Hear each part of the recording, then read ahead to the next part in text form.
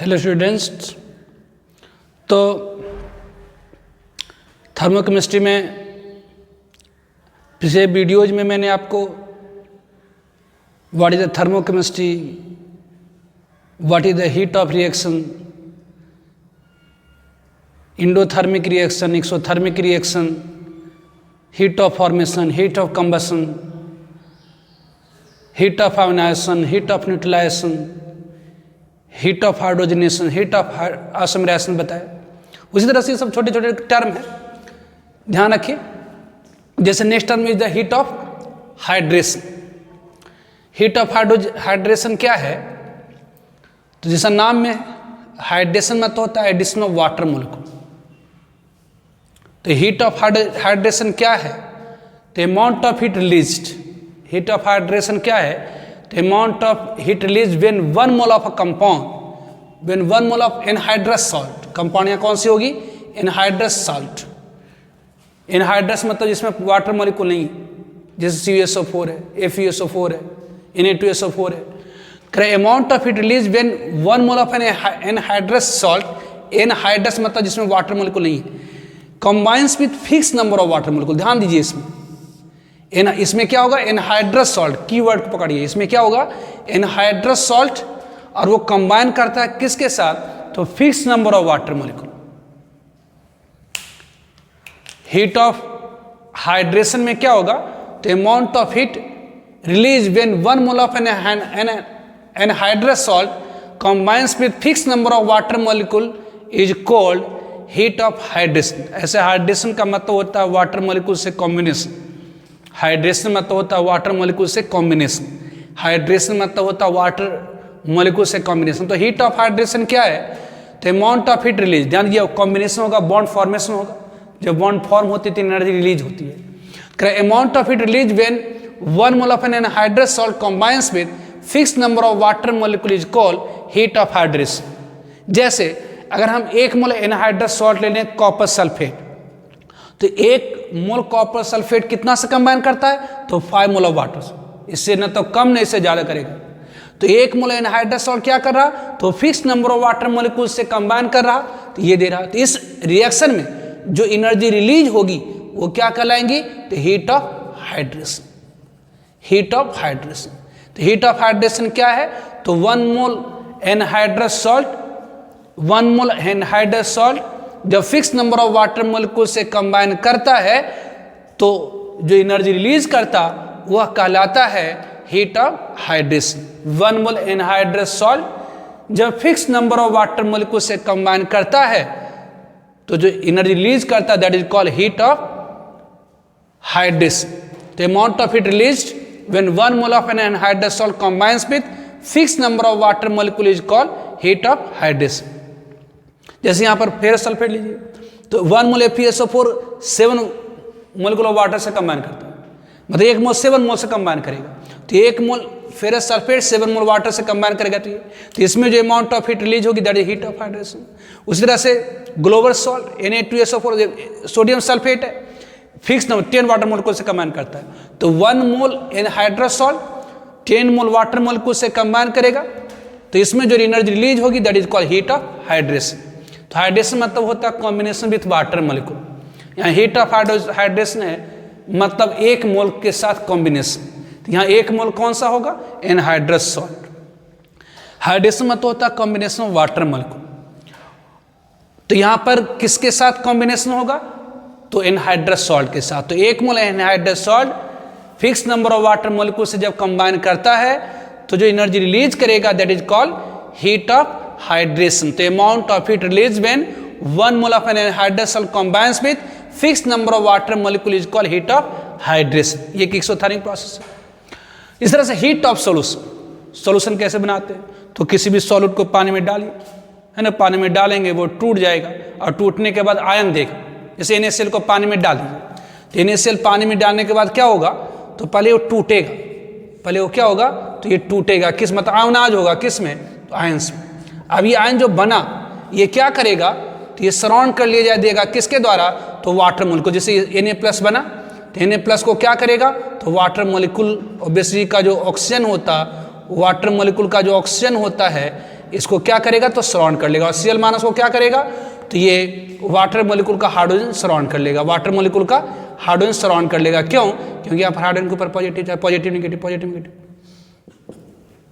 तो सॉल्यूशन का मतलब क्या होता है? तो किसी भी सॉलिड को पानी में डालिए, किसी भी सॉलिड को पानी में डालिए, घुल जाएगा। कि कैसे घुलता जी? तो किसी भी सॉलिड को पानी में डालते तो घुलने के बाद वो अपने आयन में टूटता है, और वो आयन सॉल्वेंट मॉलिक्यूल के साथ कंबाइन कर जाता है। यहाँ सॉल्वेंट क्या लेना है तो वाटर। तो हीट ऑफ सॉल्यूशन क्या है? तो अमाउंट ऑफ हीट एब्जॉर्ब या released, amount of heat absorb और रिलीज। यहाँ एब्जॉर्ब भी हो सकती है, रिलीज हो सकती है। कब? तो जब 1 mole of solute is dissolve in excess solvent, excess solvent, इतना सॉल्वेंट लीजिए ताकि फिर से उसमें किसी तरह का कोई चेंज नहीं हो, मतलब सॉल्वेंट में घुलने के बाद फिर उसमें किसी तरह का कोई चेंज नहीं हो, इतना सॉल्वेंट लेना। तो हीट ऑफ सॉल्यूशन क्या है? तो अमाउंट ऑफ हीट एब्जॉर्ब या released when 1 mole salt is dissolved in excess solvent is called heat of solution. ये एक्सेस सॉल्वेंट का मतलब क्या हुआ? तो इतना सॉल्वेंट, सॉल्यूट कितना सॉल्वेंट में आप डालिए, इतना सॉल्वेंट में आप घोलिए ताकि उसमें फर्दर कोई चेंजिंग ना हो पाए, किसी तरह का उसके बाद में कोई परिवर्तन ना हो पाए। तो हीट ऑफ सॉल्यूशन क्या है? तो अमाउंट ऑफ हीट एब्जॉर्ब या release when 1 mole solute is dissolve in excess solvent is called heat of solution. तो किसी भी सॉलिड को अगर आप एक्सेस सॉल्वेंट घोलेंगे तो पहले क्या होगा? तो आयोनाइजेशन होगा। मतलब heat of solution is equal to क्या होगी? पहले हीट ऑफ आयोनाइजेशन, मतलब आयन में तोड़िए, फिर क्या होगा? तो वाटर मॉलिक्यूल से कॉम्बिनेशन होगा। ये वाटर मॉलिक्यूल क्या किया? आयन से कंबाइन किया। वाटर मॉलिक्यूल क्या करा? तो आयन से कंबाइन किया। वाटर मॉलिक्यूल क्या करा? आयन से कंबाइन किया। वाटर मॉलिक्यूल क्या करा? आयन से कंबाइन करा। तो इसको आप क्या कहिएगा? तो यहाँ जो एनर्जी रिलीज हुई, यहाँ जो एनर्जी एब्जॉर्ब होगी, इसे हम कहेंगे हीट ऑफ आयोनाइजेशन। इसका आप क्या कहेंगे? तो हीट ऑफ आयोनाइजेशन।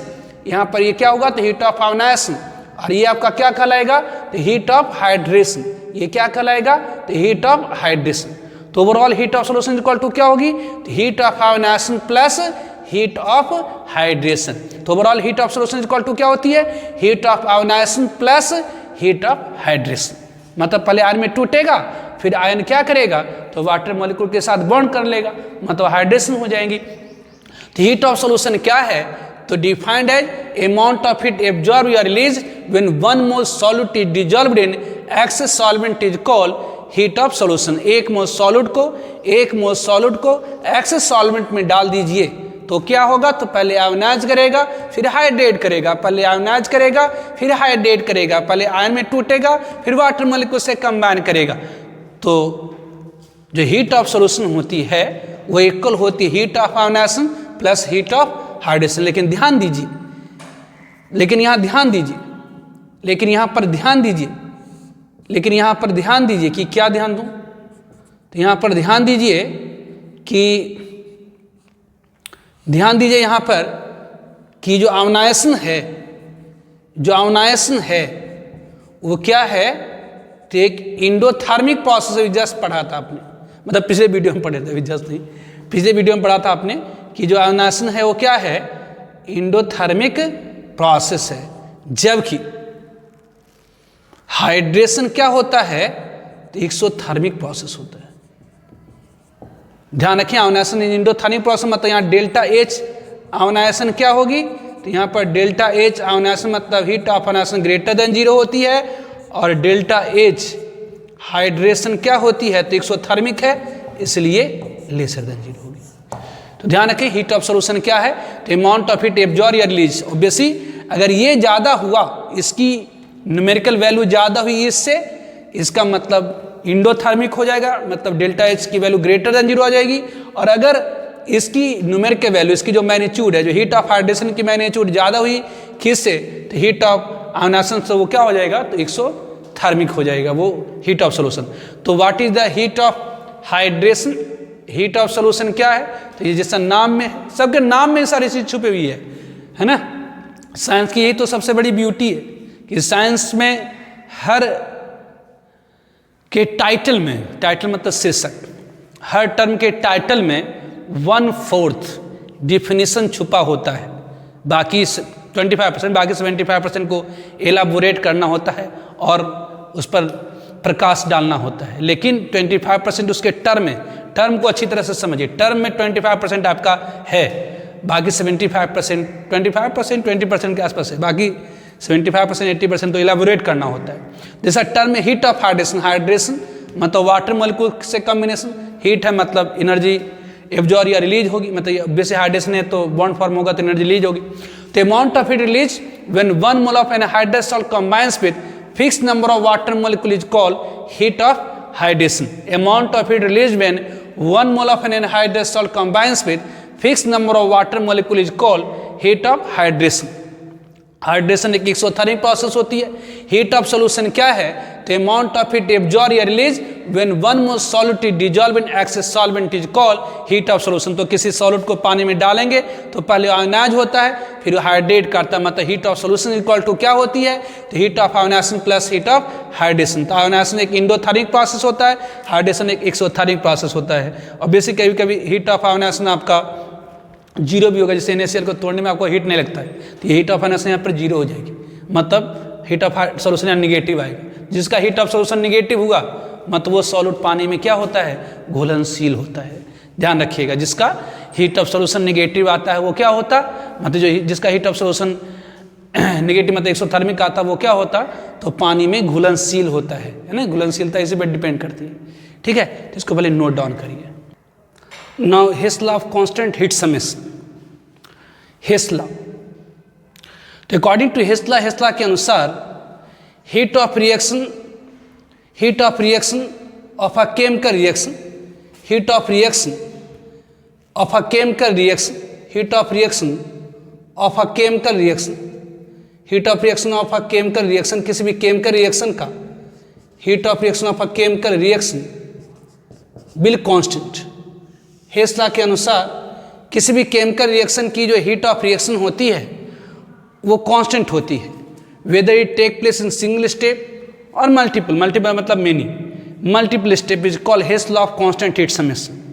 तो किसी भी केमिकल रिएक्शन की जो हीट ऑफ रिएक्शन होती है, किसी भी केमिकल रिएक्शन की जो हीट ऑफ रिएक्शन होती है वह कांस्टेंट होती है, चाहे आप उस रिएक्शन को एक स्टेप में कराइए चाहे बहुत सारे स्टेप में कराइए। तो heat of reaction of a chemical reaction will constant whether it take place in single step or multiple step is called heat of reaction। जैसे अब कार्बन को ऑक्सीजन में कॉम्प्लीटली बर्न कर दिए तो क्या देगा? तो कार्बन डाइऑक्साइड। अगर मान लेते इस रिएक्शन में 100 किलो कैलोरी एनर्जी आपको मिली मोटा मोटी, मान लेते इस कार्बन को हमने ऑक्सीजन में कॉम्प्लीटली बर्न कर दी और ये CO2 दी, इसमें मान लेते 100 किलो कैलोरी पर मोल एनर्जी आपको मिला। अगर इसी रिएक्शन को आप 2 स्टेप में करा दीजिए तो कुल अमाउंट ऑफ एनर्जी कितनी मिलेगी? तो 100 किलो कैलोरी ही मिलेगी। मतलब जो हीट ऑफ रिएक्शन होती है किसी भी केमिकल रिएक्शन की वो कांस्टेंट होती है। मतलब कोई भी केमिकल रिएक्शन आप करा रहे, उसमें अगर 100 किलो कैलोरी एनर्जी आपको मिला है तो आप उस रिएक्शन को जितना भी स्टेप में कराना चाहते हैं, 1 स्टेप में कराइए, 2 स्टेप में कराइए, 3 स्टेप में कराइए, जितना भी स्टेप में कराइए जो हीट ऑफ रिएक्शन होगी वो 100 किलो कैलोरी ही मिलेगी। मतलब हीट ऑफ रिएक्शन कांस्टेंट होता है, चाहे आप उस रिएक्शन को एक ही स्टेप में करा दीजिए चाहे आप मल्टीपल मतलब मेनी स्टेप में कराइए। तो according to Hess law heat of reaction of a chemical reaction will constant whether it take place in single step और multiple step is called Hess law of constant heat summation. Hess law के अनुसार किसी भी chemical reaction की जो heat of reaction होती है वो कांस्टेंट होती है, चाहे आप उस रिएक्शन को आप एक स्टेप में कराएं या मल्टीपल स्टेप में कराएं। जैसे हमने एक एग्जांपल ले रखी है कि 1 मोल कार्बन सॉलिड को अगर हम मतलब 1 मोल कोक को ऑक्सीजन में कम्प्लीटली बर्न करें तो इसमें कुछ एनर्जी रिलीज हुई है, that is heat of reaction. अगर इसी रिएक्शन यदि इसी रिएक्शन को हम कैरी करें 2 स्टेप्स में, if this same reaction is carried out in 2 step, अगर इसी रिएक्शन को हम 2 स्टेप में कराएं, कैसे? तो स्टेप फर्स्ट में कार्बन को पार्शियल ऑक्सीजन मतलब लिमिटेड सप्लाई ऑफ ऑक्सीजन में कार्बन को हम पार्शली बर्न कर रहे हैं, मतलब कार्बन को हम लिमिटेड ऑक्सीजन में बर्न करके किस में कन्वर्ट कर दिए? तो कार्बन मोनोऑक्साइड में। अगर इसमें एनर्जी रिलीज हुई डेल्टा H में। अब जो कार्बन मोनोऑक्साइड फॉर्म हुई है इसको फर्दर ऑक्सीजन में बर्न कर दिए तो मिला CO2 और इसकी heat of reaction delta H2।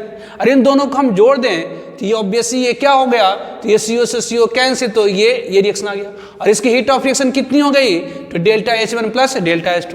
तो यहाँ पर delta H1 plus delta H2 equal होगी किसके, तो डेल्टा HR के। यहाँ पर delta H1 plus delta H2 क्या होगी, इक्वल होगी डेल्टा HR के। मतलब हेस लॉ के अनुसार किसी भी केमिकल रिएक्शन की, किसी भी रासायनिक अभिक्रिया की जो हीट ऑफ रिएक्शन होती है वो कांस्टेंट होती है, चाहे आप उस रिएक्शन को एक स्टेप में कराएं या मल्टीपल स्टेप में कराएं। तो according to Hess law heat of reaction of a chemical reaction will constant whether it take place in single step और multiple step is called Hess law of constant heat summation. ठीक है, इसको note down. Now enthalpy change in phase transformation, phase मतलब अवस्था, जैसे solid से liquid, liquid से vapour, solid से वेपर, ये क्या कहलाता, तो फेज ट्रांसफॉर्मेशन, अवस्था का परिवर्तन। तो enthalpy change in phase transformation, phase transformation में एंथैल्पी चेंज तो तीन है, heat of fusion, heat of vaporisation and heat of sublimation. जैसे आप जानते हैं फ्यूजन, फ्यूजन मतलब क्या होता है, सॉलिड से लिक्विड में कन्वर्जन कहलाता है फ्यूजन। वेपोराइजेशन क्या होता है, तो लिक्विड को वेपर में कन्वर्ट करना कहलाता है वेपोराइजेशन। और सब्लिमेशन क्या होता है, तो सॉलिड को वेपर में कन्वर्ट करना डायरेक्ट क्या कहलाता है, तो सब्लिमेशन। तो फ्यूजन मतलब सॉलिड को लिक्विड में कन्वर्जन, वेपोराइजेशन मतलब लिक्विड को वेपर में कन्वर्जन, और सब्लिमेशन मतलब सॉलिड को वेपर में कन्वर्जन। सॉलिड की लिक्विड में कन्वर्जन फ्यूजन, लिक्विड की वेपर में कन्वर्जन वेपोराइजेशन, और सॉलिड की वेपर में कन्वर्जन सब्लिमेशन। तो यहाँ हीट ऑफ फ्यूजन और एंथैल्पी ऑफ फ्यूजन सब में, तो जैसे हीट ऑफ फॉर्मेशन में 1 मोल बनाते थे, हीट ऑफ कंबशन में 1 मोल जलाते थे, है ना जी। हीट ऑफ ऑर्गेनाइजेशन में 1 मोल को आयोनाइज करते थे, हीट ऑफ हाइड्रोजनेशन में 1 मोल को हाइड्रोजनेट करते, हीट ऑफ आइसोमेराइजेशन में 1 मोल को आइसोमेराइज करते थे, हीट ऑफ सॉल्यूशन में 1 मोल एनहाइड्रस साल्ट को हाइड्रेट करते थे, हीट ऑफ सॉल्यूशन में 1 मोल को एक्सेस, 1 मोल सॉल्यूट को एक्सेस सॉल्वेंट में डिजॉल्व करते थे। उसी तरह से ये क्या हो गया, हीट ऑफ फ्यूजन और एंथैल्पी चेंज इन फ्यूजन क्या है, the amount of it required to convert 1 mole solid, ध्यान दिए 1 मोल सॉलिड, सब में 1 ही मोल लेते थे, 1 mole solid into 1 mole liquid. 1 mole solid को 1 मोल लिक्विड में कन्वर्ट करिए किस पर, तो मेल्टिंग पॉइंट पर। मेल्टिंग पॉइंट मतलब हुआ टेम्परेचर पर सॉलिड लिक्विड में कन्वर्ट होता है, मतलब यहाँ टेम्परेचर फिक्स होगी, that is a melting point. तो 1 मोल सॉलिड को, 1 मोल सॉलिड को, जैसे 1 मोल H2O सॉलिड मतलब 1 मोल बर्फ ले लीजिए और 1 मोल वाटर में कन्वर्ट कर दीजिए, 1 मोल आइस को 1 मोल वाटर में कन्वर्ट कर दिए तो अपने आप थोड़ी कन्वर्ट हो जाएगा, उसके लिए हीट लगेंगी। तो जितनी हीट लगेंगी उसे हम क्या कहेंगे, तो हीट ऑफ फ्यूजन और एंथैल्पी ऑफ फ्यूजन। तो हीट ऑफ फ्यूजन और एंथैल्पी ऑफ फ्यूजन क्या है, the amount of it required to convert 1 mole solid into 1 mole liquid at melting point is called heat of fusion. 1 mole solid को 1 mole liquid में convert करिए किस पर, तो melting point पर, फिक्स टेम्परेचर पर। 1 मोल सॉलिड को 1 mole liquid में कन्वर्ट करिए किस पर, तो मेल्टिंग पॉइंट मतलब फिक्स टेम्परेचर पर।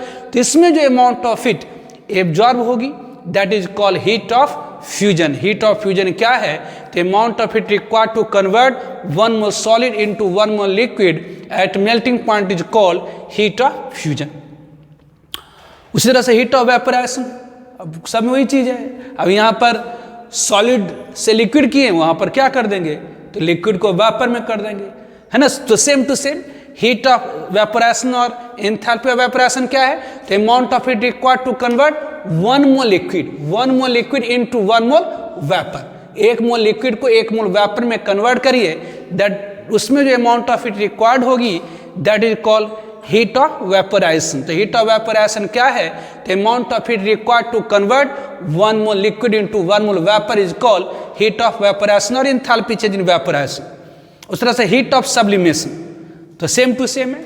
सब्लिमेशन मतलब होता है सॉलिड का वेपर में कन्वर्जन। तो हीट ऑफ सब्लिमेशन क्या है, the amount of heat required to convert 1 mole solid into 1 mole vapour. 1 mole solid को 1 मोल वेपर में कन्वर्ट करिए, उसमें जो अमाउंट ऑफ हीट रिक्वायर्ड होगी that is called heat of sublimation. तो सब एक वर्ड एक ही वर्ड में सब लिख सकते हैं। आपको बस पता होना चाहिए फ्यूजन मतलब सॉलिड का लिक्विड में कन्वर्जन, वेपोराइजेशन मतलब लिक्विड का वेपर में कन्वर्जन, और सब्लिमेशन मतलब सॉलिड का वेपर में कन्वर्जन। तो हीट ऑफ फ्यूजन और एंथैल्पी ऑफ फ्यूजन क्या है? तो 1 मोल सॉलिड को 1 मोल वेपर में कन्वर्ट करिए, जितनी हीट लगेगी that is called heat of fusion. Heat of vaporization क्या है? तो 1 मोल लिक्विड को 1 मोल वेपर में कन्वर्ट करिए, किस पर? तो बॉइलिंग पॉइंट पर, mole vapour at boiling point, basically at boiling point, किस पर? तो बॉइलिंग पॉइंट, फिक्स टेम्परेचर यहाँ क्या? Boiling point. इज कॉल कहलाता क्या है? तो is call heat of vaporisation, that is call heat of vaporisation, is call heat of vaporization. तो हीट ऑफ वेपोराइजेशन क्या है? तो 1 मोल लिक्विड को 1 मोल वेपर में कन्वर्ट करिए, किस पर? तो बॉइलिंग पॉइंट पर, that is called heat of vaporization. तो 1 मोल सॉलिड को 1 मोल लिक्विड में कन्वर्ट करिए, उसमें जो हीट लगेगा that is called heat of fusion. 1 mole liquid को 1 मोल वेपर में कन्वर्ट करिए बॉइलिंग पॉइंट पर, वो that is called heat of vaporisation. 1 mole solid को 1 मोल वेपर में कन्वर्ट करिए फिक्स टेम्परेचर पर, that is called heat of sublimation. तो ये तो एक वर्ड है जिसको जस्ट ध्यान रखना है, तो हर जगह ऐसे ही हेयर एंड देयर यूज होता रहता है, ठीक है। फिर भी नोट डाउन कर लीजिए इसे। नाउ बॉन्ड एनर्जी और bond dissociation energy, it's very important, ध्यान रखिएगा इसको, इट्स वेरी वेरी इंपॉर्टेंट। सबसे इंपॉर्टेंट पार्ट है थर्मो केमिस्ट्री का। बॉन्ड एनर्जी, पहला तो heat of formation is very important, और दूसरा बॉन्ड एनर्जी और बॉन्ड डिसोसिएशन एनर्जी। तो व्हाट इज बॉन्ड एनर्जी और बॉन्ड डिसोसिएशन एनर्जी? हम लोगों ने कंसीडर कर रखा है एक डायटमिक गैसेस मॉलिक्यूल, मतलब 2 एटम से, 2 परमाणुओं से बना हुआ अणु है, मतलब इन दोनों के बीच में बॉन्ड है। अणु में क्या होगा? तो बॉन्ड होगा। तो एक्स वाई के बीच में बॉन्ड है, ये क्या है? तो डायटमिक, डाय मतलब 2 एटम से बना हुआ कोई मॉलिक्यूल है, तो हमने कंसीडर करा एक डायटमिक गैसेस मॉलिक्यूल। तो इस डायटमिक गैसेस मॉलिक्यूल को, मतलब जो 2 एटम से बना हुआ मॉलिक्यूल है, उसको एटम में अलग अलग करने के लिए, उसे एटम में अलग अलग करने के लिए कुछ ना कुछ अमाउंट ऑफ हीट की रिक्वायरमेंट होगी। तो हमने कंसीडर करा है गैसेस डायटमिक मॉलिक्यूल। तो इस गैसेस डायटमिक मॉलिक्यूल को गैसेस आइसोलेटेड एटम में, इस गैसेस डायटमिक मॉलिक्यूल को अलग अलग एटम में बदल देने के लिए बॉन्ड को तोड़ना होगा।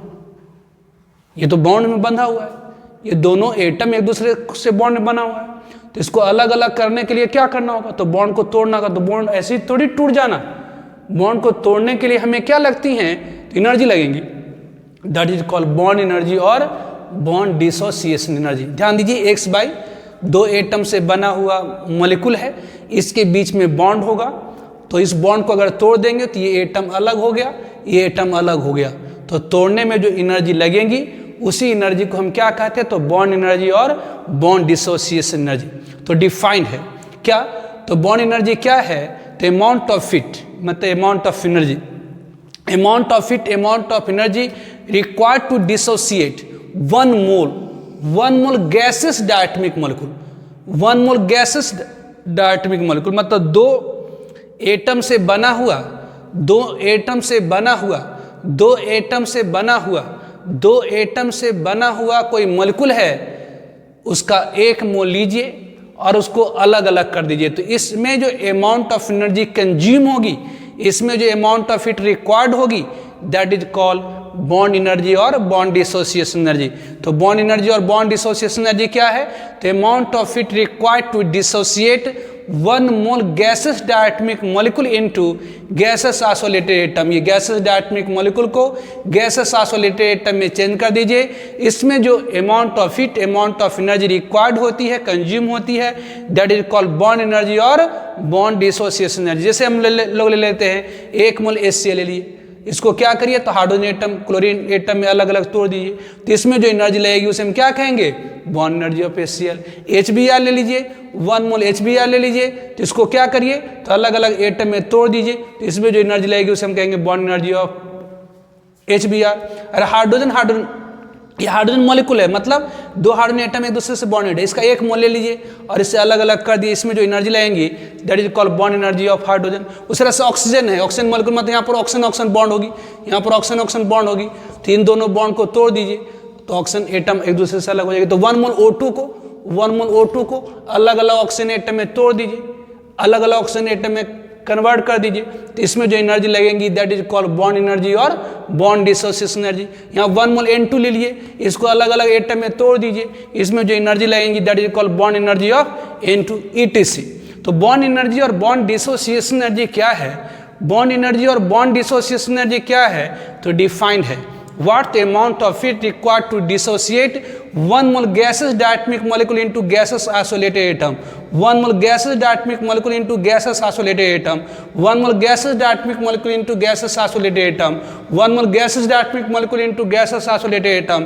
1 mole gaseous diatomic molecule into gaseous isolated atom is called bond energy or bond dissociation energy। Bond dissociation is an endothermic process. जब भी बॉन्ड को तोड़ेंगे तो उसमें हीट लगेंगी।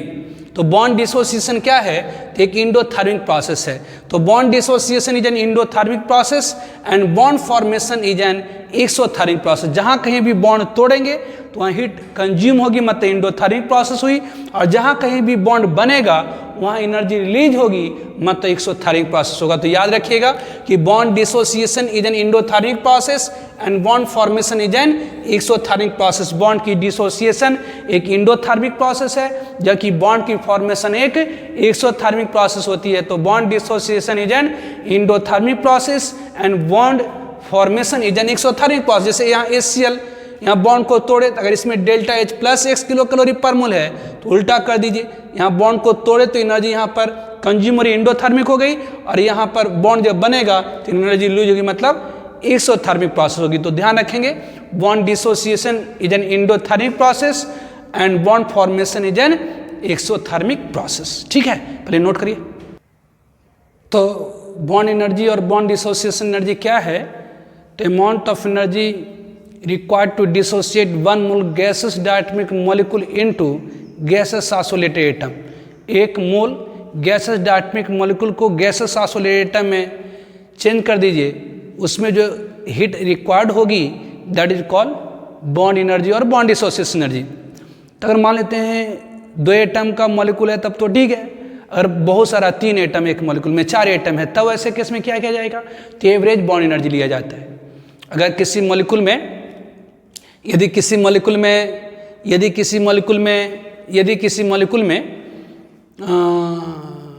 3, 4, 5 मतलब मोर देन 2 एटम है, मतलब पॉलीएटमिक मॉलिक्यूल।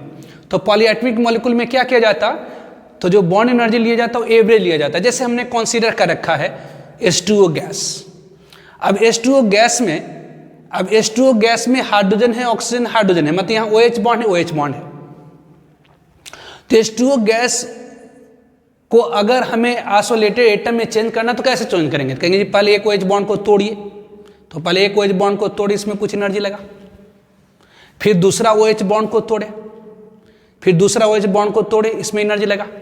मतलब हमने क्या करा, तो 2 OH बॉन्ड को तोड़ा, यहाँ पर OH बॉन्ड को तोड़े, इसमें एनर्जी लगी डेल्टा H1, यहाँ फिर OH बॉन्ड को तोड़िए, इसमें एनर्जी लगी डेल्टा H2।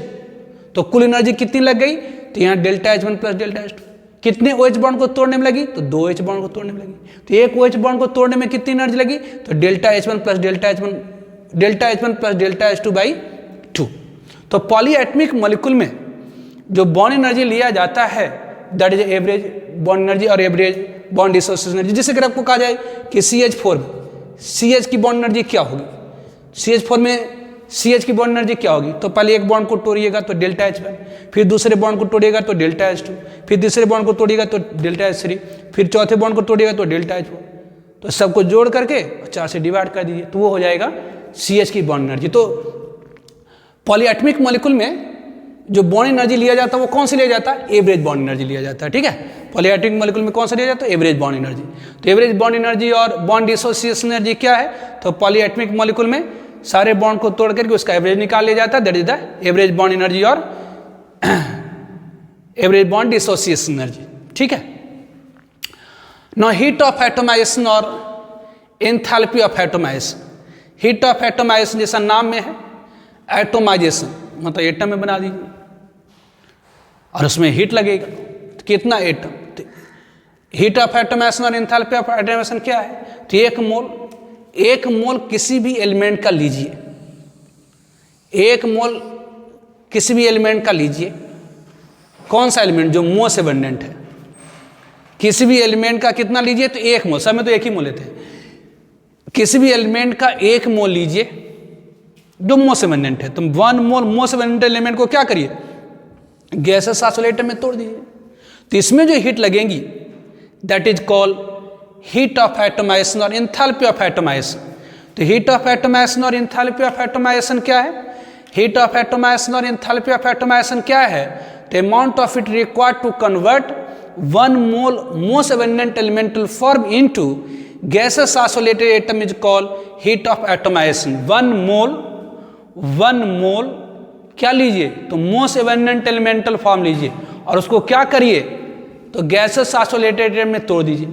1 मोल जैसे हमने क्या लिया है तो 1 मोल सोडियम सॉलिड लिए, 1 मोल सोडियम सॉलिड लिए और इसमें इसे हमने कन्वर्ट कर दिया किस में, तो 1 मोल गैसेस आइसोलेटेड एटम में। ध्यान दीजिए, अगर सॉलिड जब सोडियम सॉलिड होगा तो एक दूसरे से चिपका होगा मेटालिक बॉन्ड से। अगर सोडियम सॉलिड लीजिएगा तो ये सोडियम सॉलिड क्या होगा, अगर 1 मोल सोडियम सॉलिड लीजिएगा तो ये सब एटम क्या होगा तो एक दूसरे से चिपका हुआ होगा, एक दूसरे से क्या होगा तो चिपका हुआ होगा। लेकिन इसको गैस बना दीजिएगा तो क्या होगा, तो सारे एटम अलग अलग हो जाएंगे, सारे एटम अलग अलग हो जाएंगे, सारे एटम अलग अलग हो गए, सारे एटम अलग अलग हो गए। मतलब यहाँ तो बॉन्ड था, यहाँ मेटालिक बॉन्ड था, यहाँ पर क्या था तो एटम एक दूसरे से बॉन्डेड था, तो ये मेटालिक बॉन्ड था, इसको तोड़ दिया आपने। तो एक तरह से जो हीट ऑफ एटमाइजेशन होता है वो क्या होता है तो बॉन्ड एनर्जी ही होता है। यहाँ पर जैसे मेटालिक बॉन्ड था, एटम एक दूसरे से क्या था मेटालिक बॉन्ड से बंधा हुआ था और इसे हमने अलग अलग कर दिया, क्या तो क्या हुआ, और इसे हमने गैस में कन्वर्ट कर दिया तो क्या हुआ तो एटम अलग अलग हो गया। तो ये अपने आप थोड़ी हुआ, इसको गैस में बनाने के लिए हमें एनर्जी लगी, इसे गैस में बनाने के लिए एनर्जी लगी, तो वो एनर्जी गई कहाँ पर तो बॉन्ड को तोड़ने में। तो हीट ऑफ एटमाइजेशन को हम लोग बॉन्ड एनर्जी भी कहते हैं, ध्यान रखिएगा। हीट ऑफ एटमाइजेशन एक तरह की क्या हो गई तो बॉन्ड एनर्जी है, हीट ऑफ एटमाइजेशन एक तरह की क्या है बॉन्ड एनर्जी है। तो हीट ऑफ एटमाइजेशन और एंथैल्पी ऑफ एटमाइजेशन क्या है तो amount of heat required to convert 1 mole, 1 mole element लीजिए, 1 मोल क्या लीजिए एलिमेंट लीजिए जो मोस्ट एबंडेंट फॉर्म में है और उसको क्या करिए तो गैसेस आइसोलेटेड एटम में तोड़ दीजिए। तो अपने आप थोड़ी टूट जाएगा, तो उसके लिए आपको क्या लगेंगी एनर्जी लगेंगी। तो जितनी एनर्जी लगेंगी उसे हम क्या कहते हैं तो हीट ऑफ एटमाइजेशन कहते हैं। तो हीट ऑफ एटमाइजेशन और एंथैल्पी ऑफ एटमाइजेशन क्या है तो amount of heat required to convert 1 mole most abundant elemental form into gases isolated atom is called heat of atomization.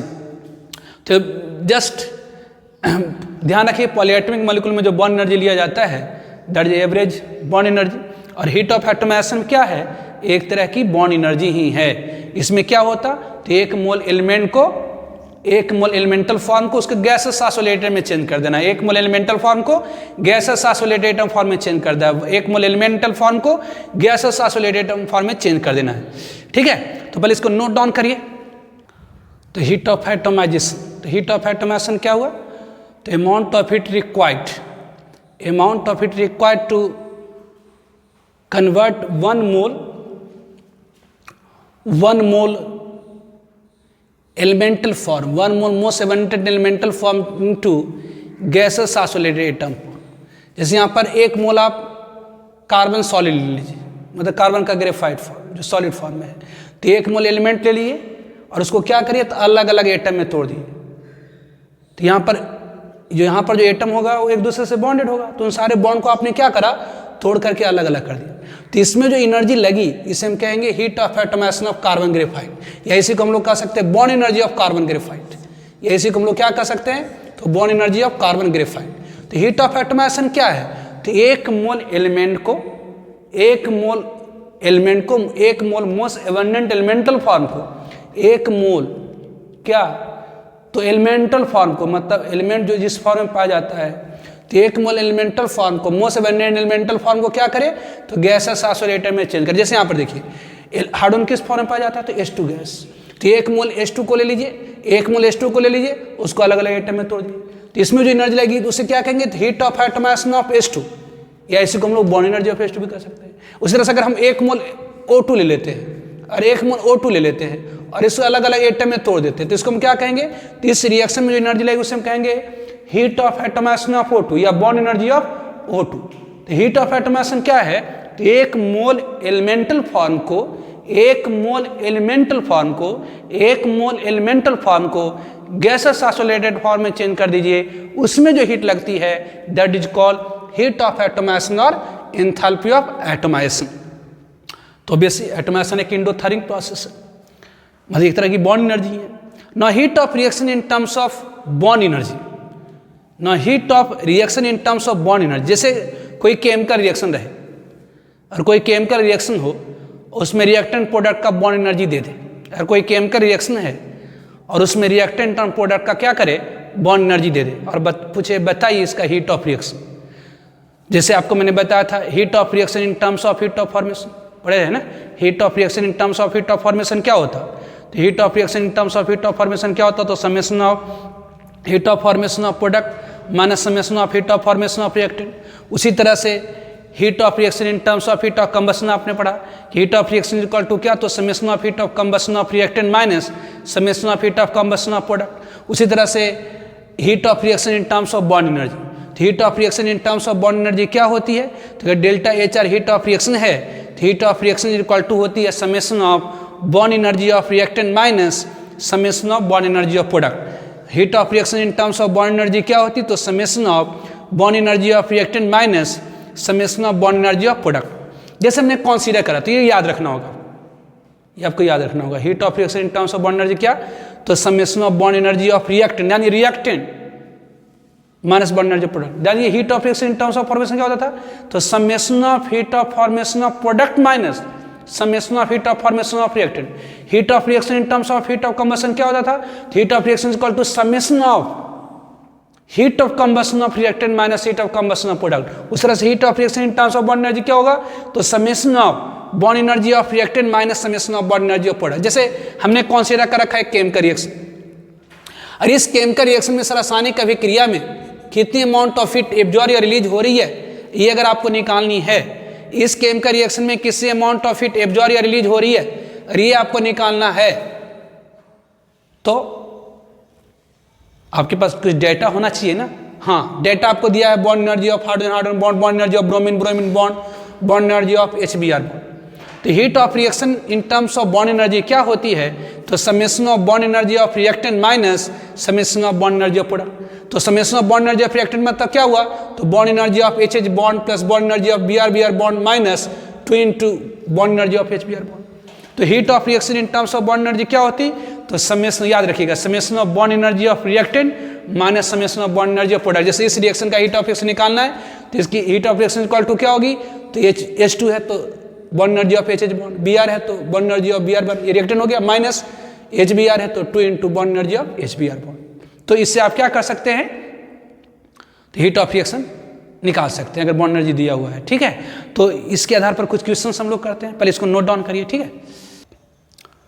तो क्वेश्चन है, correct, given that bond energy of HH and ClCl are, hydrogen hydrogen bond और chlorine chlorine bond की bond energy कितनी है, तो 430 kilo joule per mole and 240 kilo joule per mole respectively.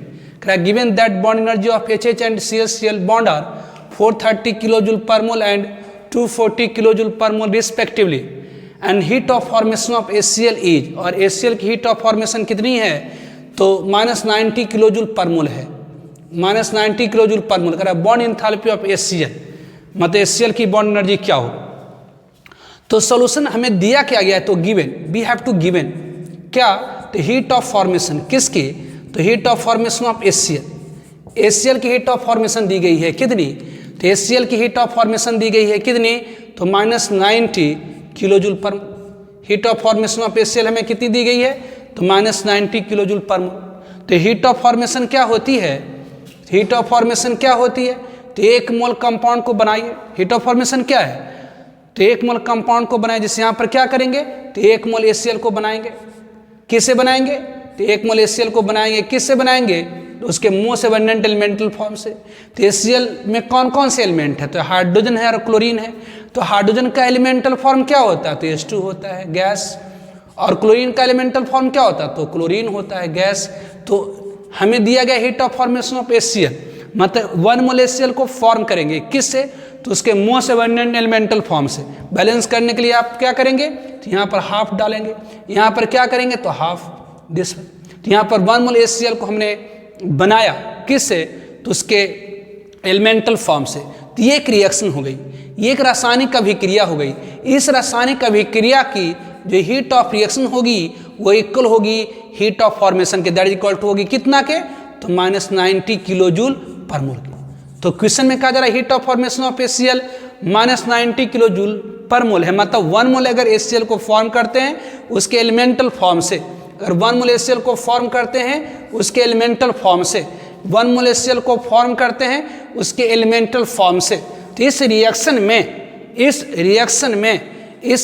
में 90 kilo joule per मोल energy क्या होगी, तो release होगी। तो क्वेश्चन में कहा जा रहा है heat of formation of HCl is equal to -90 kilo joule per mole. इसका मतलब ये हुआ कि इस रिएक्शन में 1 मोल HCl को बनाई उसके एलिमेंटल फॉर्म से, तो उसमें जो एनर्जी रिलीज होगी वो -90 किलो जूल पर। तो आपने जस्ट पढ़ा था कि since heat of reaction is equal to क्या होती है, तो summation of bond energy of reactant minus summation of bond energy of product. तो heat of reaction equal to क्या होती है, summation of bond energy of reactant minus bond energy of product. तो यहाँ पर इस रिएक्शन की हीट ऑफ रिएक्शन दी गई है -90 kilo joule per mole is equal to bond energy of reactant क्या होगा, तो half into bond energy of HH bond energy of HH plus obviously half into bond energy किसकी, तो bond energy of what, तो ClCl, bond energy of ClCl क्या हो गया, तो ये रिएक्टेंट हो गया, माइनस ये बॉन्ड एनर्जी प्रोडक्ट में कौन सा है, तो HCl, बॉन्ड एनर्जी किसका, तो बॉन्ड एनर्जी ऑफ HCl, ये हो गया बॉन्ड एनर्जी ऑफ HCl, ये हो गई। तो ये क्या हो गया, तो दिस इम्प्लाई ये -90 is equal to half into bond energy of HH bond की बॉन्ड एनर्जी कितनी है, तो 430 है, प्लस ये half into bond energy of ClCl की बॉन्ड एनर्जी कितनी, तो 240 minus bond energy of HCl कितना है, तो 1 है। तो ये कितनी हो गई, तो ये -90 प्लस इज इक्वल टू ये हो गया 215 प्लस 120 माइनस x, तो यहाँ पर x की वैल्यू कितनी हो जाएंगी, तो ये लगभग 425 आ जाता है, 425 किलो जूल, ये ठीक है। इस तरह से करेंगे। तो एक क्वेश्चन दिया गया है, क्वेश्चन में कहा जा रहा the bond energy of CH bond carbon carbon single bond carbon carbon double bond and hydrogen hydrogen bonds are, bond energy CH bond की, कार्बन कार्बन सिंगल बॉन्ड की, carbon carbon double bond and hydrogen hydrogen bond की 414, 347, 615 और 435 kilo joule per mole है 298 kelvin पर। Enthalpy change for the reaction, बताइए इस reaction की enthalpy change मतलब हीट ऑफ रिएक्शन क्या है, इस रिएक्शन की एंथैल्पी चेंज क्या है, मतलब हीट ऑफ रिएक्शन क्या है। तो सॉल्यूशन तभी जस्ट आपने पढ़ा है, आपको इस रिएक्शन की हीट ऑफ रिएक्शन निकालने के लिए कहा जा रहा है, मतलब एंथैल्पी चेंज निकालने के लिए कहा जा रहा है। आपको इस रिएक्शन की एंथैल्पी चेंज मतलब हीट ऑफ रिएक्शन निकालने के लिए कहा गया रहा, और आपको डेटा क्या दिया है, तो बॉन्ड एनर्जी का दिया है। तो हम लोगों ने पढ़ रखी है कि heat of reaction in terms of bond energy, heat of reaction in terms of bond energy क्या होती है, तो heat of reaction is equal to होती summation of bond energy of reactant minus summation of bond energy of product. तो heat of reaction in terms of bond energy क्या होती, तो summation of bond energy of reactant minus summation of bond energy of product.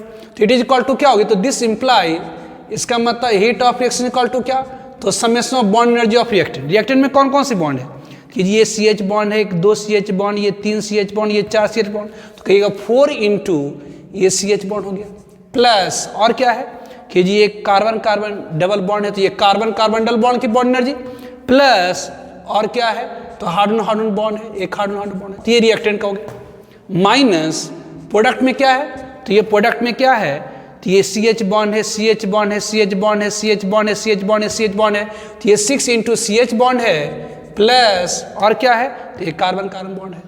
Obviously heat of reaction in terms of bond energy क्या होती है, तो summation of bond energy of reactant minus summation of bond energy of product. तो this imply, इसका मतलब ये heat of reaction मतलब enthalpy change of reaction equal to क्या होगी, तो this imply 4 into CH bond की बॉन्ड एनर्जी आपको दिया गया है कितना, तो CH बॉन्ड की 404, या इसको आप थोड़ा सॉल्व कर देते हैं ना जी, इसको ऐसा करिएगा ना कि 4 हो गया, ये 6 हो गया आपका, तो ये बच जाएगा क्या, तो 6 कार्बन कार्बन बॉन्ड बन जाएगा, प्लस हाइड्रोजन हाइड्रोजन बॉन्ड बच जाएगा, और ये देखिए ये 4 ये 6, तो ये आपको क्या हो जाएगा, तो माइनस हो जाएगा जी, है ना, 2CH बॉन्ड हो जाएगा, और ये 2CH बॉन्ड हो गया प्लस ये कार्बन कार्बन बॉन्ड हो गया। सारे डेटा को पुट कर दिए, तो कार्बन कार्बन डबल बॉन्ड की बॉन्ड एनर्जी कितनी है रिस्पेक्टिवली, मतलब क्रमशः है, तो ये 615 हो गया, इक्वल टू 615 हो गया, प्लस हाइड्रोजन हाइड्रोजन बॉन्ड की बॉन्ड एनर्जी कितनी है, तो ये है आपका 435 है, ठीक है, माइनस 2 इंटू CH बॉन्ड की बॉन्ड एनर्जी कितनी है, तो 414 है, 414 है, 414, प्लस कार्बन कार्बन बॉन्ड की बॉन्ड एनर्जी कितनी है, तो 347 है, 347 है। तो इन सारे को आप सॉल्व कर दीजिए, तो ये ऑब्वियसली ये कितनी हो गई, तो ये 0 और ये हो गया 5 और ये 10 माइनस ये हो गया कितना, तो ये हो गया 818 प्लस 347, तो ये कितना हो गया, तो 1050 माइनस 5 और ये हो गया ये 5, ये सॉरी ये 8 15 हो गया ना, 6 ये 6 हो गया और ये हो गया आपका 11, तो ये आपका कितना आ रहा, तो माइनस कितना जा रहा है जी, तो ये गड़बड़ तो नहीं हो गया, ये 8 ये सॉरी ये 2 है ना, 828 हो जाएगा, तो ये हो जाएगा 41165 नहीं बल्कि 75 हो जाएगा, तो सब्सट्रैक्ट करेंगे तो कितना आ जाएगा, -125 किलो जूल, ठीक है, मतलब B is the correct option, ठीक है। नेक्स्ट क्वेश्चन, तो क्वेश्चन में कहा जा रहा है यूजिंग द डेटा, कुछ आंकड़े मैं आपको दे रहा हूँ, calculate the bond energy of carbon carbon triple bond in kilo joule per mole in acetylene. Acetylene में कार्बन कार्बन ट्रिपल बॉन्ड है, एसिटिलीन में कार्बन कार्बन ट्रिपल बॉन्ड है, इसकी बॉन्ड एनर्जी को बताइए। एसिटिलीन बॉन्ड है, इसकी बॉन्ड एनर्जी क्या होगी। एसिटिलीन में कार्बन कार्बन ट्रिपल बॉन्ड है, उसकी बॉन्ड एनर्जी क्या होगी, यदि CH की बॉन्ड एनर्जी इतना है, इस रिएक्शन की हीट ऑफ रिएक्शन इतना है, 2 कार्बन सॉलिड को 2 कार्बन गैस में कर कन्वर्ट कर रहे हैं, मतलब 2 मोल कार्बन सॉलिड को 2 मोल कार्बन गैस में कन्वर्ट करें तो इसका डेल्टा H इतना है, और ये H2 को H में, मतलब ये बॉन्ड एनर्जी ऑफ H2 एक तरह से दिस। तो आपको लग रहा है, आपको दिख रहा है कि जो हमें डेटा दिया गया है वो बॉन्ड एनर्जी का, और हमें पूछा जा रहा है बॉन्ड एनर्जी, तो आप जानते हैं ये दिया हुआ रिएक्शन ये है, तो इस रिएक्शन की जो हीट ऑफ रिएक्शन होगी वो इक्वल होगी summation of bond energy of reactant minus summation of bond energy of product. तो इसकी हीट ऑफ रिएक्शन कितनी दी गई है, तो 225 दिया गया किलो जूल पर मोल।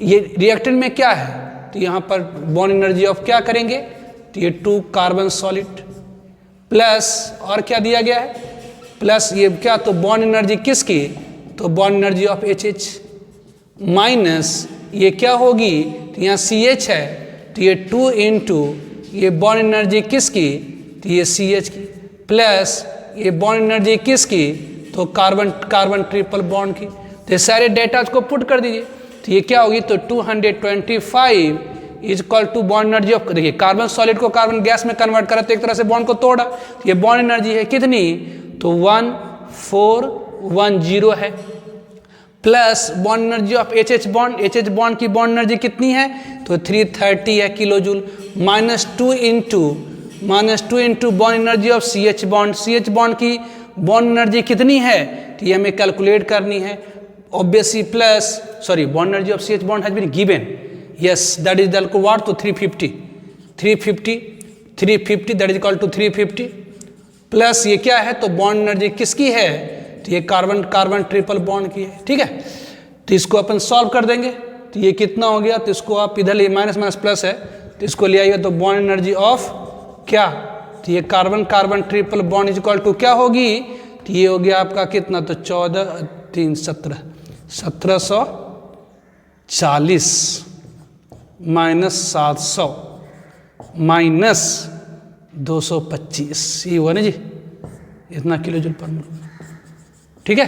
तो ये तो कितना आ जाएगा, 700 घटे, तो ये 1040 में से 225 घटा दीजिएगा, तो ये आपका कितना आ जाएगा जी, तो 865 आ जाएगा, 865 की 815 आएगा, देख लेते अपन, तो ये 70 माइनस 925 तो ये हो गया कितना, तो ये 5 और ये 3, ये 1 और ये 850 ये जी एडवांस में पूछा हुआ है 2012 के आसपास, 2012 कब पूछा याद नहीं एग्जैक्ट मुझे, लेकिन जे एडवांस का ही। यूजिंग द डेटा करिए, डेटा को यूज करते हुए calculate the bond energy of carbon carbon triple bond in kilo joule per mole in acetylene. तो आप जानते हैं डेटा हम आपके पास बॉन्ड एनर्जी का है, तो heat of reaction is equal to क्या होती है, तो summation of bond energy of reactant minus summation of bond energy of product. सारे डेटा को जब आप पुट कर दिए आंसर निकल आया। तो ये हो गया आपका थर्मोकेमिस्ट्री। तो ये थर्मोकेमिस्ट्री आपका क्या, तो फिनिश्ड। अब 2 पार्ट और है इसमें, पहला इंट्रॉपी और दूसरा फ्री एनर्जी। ज़्यादा बड़ा बड़ा है नहीं, उसको खत्म कर देते हैं, तब अपन शुरू करेंगे 12th ऑर्गेनिक एक साथ, ठीक है। 12th ऑर्गेनिक एक साथ शुरू करेंगे अभी, है ना। तो इसको आप इसके क्वेश्चंस के इसके न्यूमेरिकल्स को लगाइए, प्रॉब्लम किस और प्रॉब्लम, जितना ज़्यादा प्रॉब्लम आप सॉल्व करेंगे उतनी आपकी कॉन्सेप्ट में क्लियरिटी आएगी। एंट्रेंस क्रैक करना मतलब प्रॉब्लम सॉल्व करना, बिना प्रॉब्लम लगाए हुए एंट्रेंस एग्जामिनेशन क्रैक नहीं होता। इस बात को बिल्कुल ध्यान में रखिए। फंडामेंटल क्लियर होना चाहिए, बेसिक कॉन्सेप्ट आपको क्लियर होना चाहिए, और दूसरा न्यूमेरिकल्स जितना ज़्यादा प्रॉब्लम लगाइए। यस, जितना आपको असाइनमेंट में कम से कम उतना तो लगाइए, और कोई एक बुक पकड़ लीजिए उसको करते रहिए, ज़्यादा करने की जरूरत नहीं है, लेकिन उसी को बार बार करिए। एंट्रेंस में जितना मतलब अगर जेई के लिए है तो जेई मेन एडवांस में जितना आया क्वेश्चन उसको आप कर लीजिए, काफ़ी है, उससे ज़्यादा करने की जरूरत ही नहीं है, लेकिन उसको बार बार आप करिए। प्रॉब्लम इज़ वेरी इंपॉर्टेंट, बिना प्रॉब्लम के आप कोई भी एंट्रेंस एग्जामिनेशन को क्रैक कर ही नहीं सकते। इससे प्रॉब्लम लगाने की आदत डालिए, ठीक है। ठीक है, रहने देते हैं, ओके।